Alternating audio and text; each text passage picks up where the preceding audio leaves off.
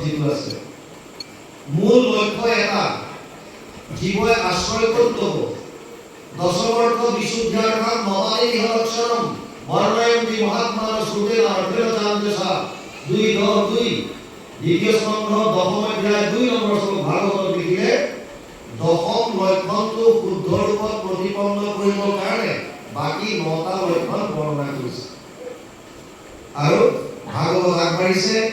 সপ্তম স্কন্ধ আমি পালো সপ্তম স্কন্ধ এতিয়া প্ৰহ্লাদেৱ দৈত্য শিশুসকলক কি উপদেশ দিছিল আমি সেইখিনি আলোচনা কৰিম এতিয়া মাত্ৰ বহি আছে ৰেগুলাৰ অনুষ্ঠান হৈ থকাৰ কাৰণে নাৰদ বৰতি ধৰ্ম মহামতি শুনা পাছে যে নহৈল শুক্ৰৰ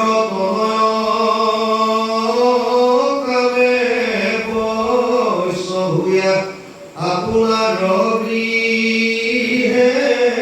গৈল সেই সময়ত সভাকোদায়ে দৈত্য শিশু সমস্তত মহাপুণ্যৱন্ত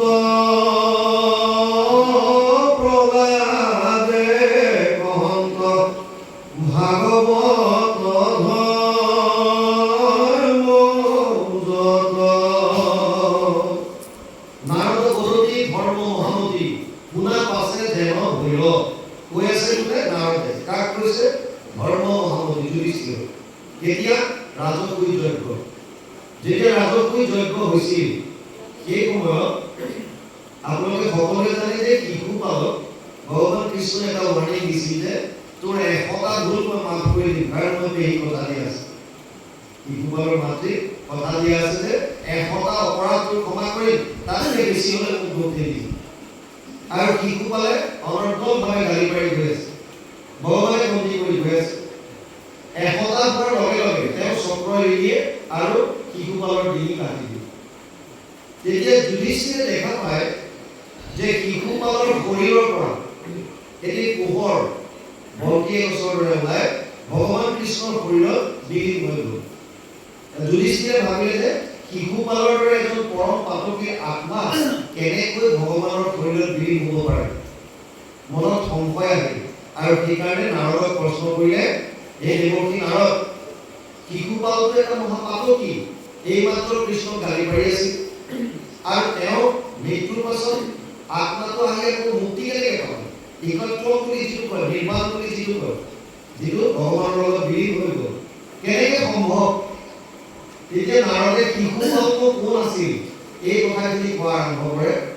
আৰু জয় বিজয়ৰ পৰা কথাখিনি কৈ আনে কেনেকৈ জয় বিজয় 4 সিদ্ধই 7 দিলে কেনেকৈ হিৰণ্যকশিপু হ'ল কেনেকৈ হিৰণ্যকশিপুক বৰাহ অৱতাৰ ধাৰণ কৰি পেলাই বধ কৰিলে পৃথিৱীক ৰসাতলৰ পৰা উদ্ধাৰি আনি কেনেকৈ স্থাপন কৰিলে এই কথাখিনি সুন্দৰভাৱে কৈ আনে আৰু তাৰ পাছত বুজাই দিয়ে যে যিজন হিৰণ্যকশিপু আৰু হিৰণ্যকশিপু আছিল তেওঁলোকে ৰাৱণ আৰু কুম্ভকৰ্ণ হয় আৰু দ্বাপৰত তেওঁলোকে আহি শিশুপালনৰ দন্তবক্ৰ হয়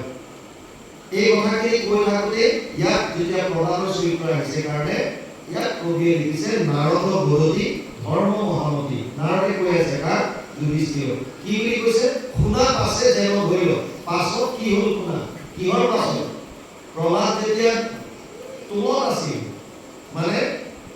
শুক্ৰাচাৰ্যৰ পিতেকৰ নাম হৈছে খণ্ড আৰু অমৰ্ক দুইটা একেলগে মিলাই খণ্ডামৰ্ক বুলি লিখে খণ্ডামৰ্কৰ তুলত আন দৈত্য শিশুৰ লগত প্ৰহ্লাদক শিক্ষা দিবৰ কাৰণে পঠোৱা হৈছিল এই প্ৰহ্লাদে যেতিয়াই দৈত্যৰ তনয় কিবা ঘৰৰ কামত বেলেগলৈ আঁতৰি যায় তেতিয়া দৈত্য শিশুসকলক মাতি আনি বহুৱাই লয় আৰু তেওঁ ভাগৱত ধৰ্মৰ কথা কোৱা আৰম্ভ কৰে আপোনালোকৰ মনত প্ৰশ্ন এটা আহিব পাৰে যে অসুৰৰ গৃহত প্ৰহ্লাদৰ দৰে এজন বৈষ্ণৱৰ জন্ম ই কেনেকৈ সম্ভৱ হ'ব পাৰে ইয়াৰ বিষয়ে বৰ সুন্দৰ কথা আছে ভগৱতসকলে বৰ সুন্দৰ সুন্দৰ বৰ্ণনা দিয়ে। হিৰণ্যকশিপুৱে যেতিয়া গম পালে যে বিষ্ণুৱে ভায়েক হিৰণ্যকশিপুক বৰাহ অৱতাৰ ধাৰণ কৰি বধ কৰিলে, তেতিয়া তেওঁৰ প্ৰাণৰ বৈৰী এজনেই হ'ল, সেইজনে হৈছে ভগৱান। আৰু তেওঁ বাহিৰত বিচাৰি ফুৰিলে। ভগৱানে ভাবিলে ই মোক বাহিৰত বিচাৰি ফুৰিছে, গতিকে মই সূক্ষ্ম ৰূপ ধাৰণ কৰি ইয়াৰ হৃদয়তে সোমাই থাকোঁ। আমাৰ বৰ্তমান যিটো অৱস্থা, আমি ভগৱানক বিচাৰি বাহিৰত ঘূৰি ফুৰোঁ, মঠ মন্দিৰ বেলেগ বেলেগ জেগাত, কিন্তু গুৰুজনাই কৈছে দেৱৰ ঈশ্বৰ হৈ তান্ত মহা যত্ন কৰি লৈ শৰণ পাই খাত,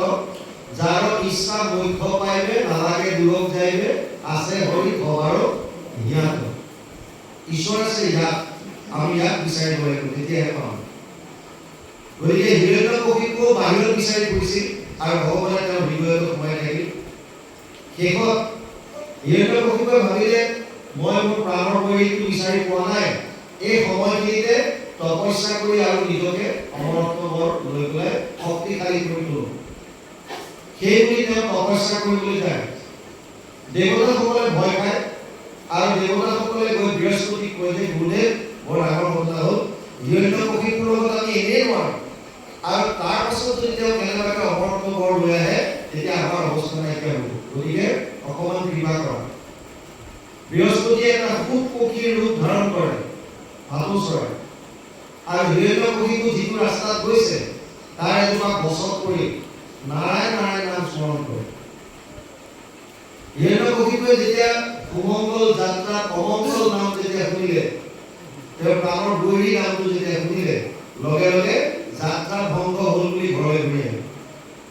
পত্নীৰ নাম আছিল কয়াধু। কয়াধুৱে স্বামীজন ঘূৰি অহা দেখি সুধিলে যে সেই স্বামীৰে তুমি তপস্যা কৰিবলৈ কৈছিলা, কি হ'ল আকৌ ঘূৰি আহিলা? তেতিয়া হিৰণ্যকশিপুৱে ক'লে যে কি ক'ম তোমাক, মোৰ প্ৰাণৰ বৈৰীটোৰ নাম শুনিলো, নাৰায়ণ নাৰায়ণ বুলি কোনোবাই উচ্চাৰণ কৰিলে। ঘৈণীয়েকে ভাবিলে যিয়েই নহওক কিয় আজি মোৰ স্বামীৰ মুখত এটলিষ্ট ভগৱানৰ নামটো উচ্চাৰণ হৈছে। জানি বা অজানি হ'লেও প্ৰভু ভগৱানৰ নাম যদি আমাৰ মুখৰ পৰা উচ্চাৰণ হয় তাৰ পৰা লাভেই আছে। অজানিলে পুত্ৰৰ নাম লৈও বিষ্ণু দূতৰ